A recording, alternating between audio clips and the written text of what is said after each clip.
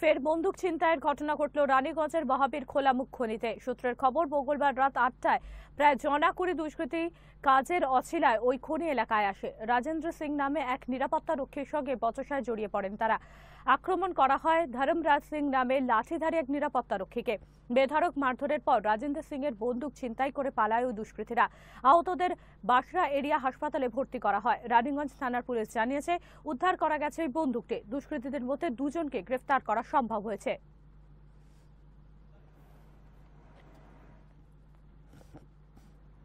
चार पाँच जन ऐसे बोला कोजन गार्ड अच्छी बोला दुजन अच्छी बस आया बस मारना शुरू कर दिया।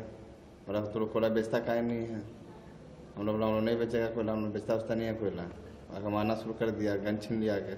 हम गन लिए थे, हमारे पास लटपटा गया। बोला गन छोड़ो नहीं तो मार माथा फट जाएगा। तो फिर क्या करे, गन छोड़ दिए।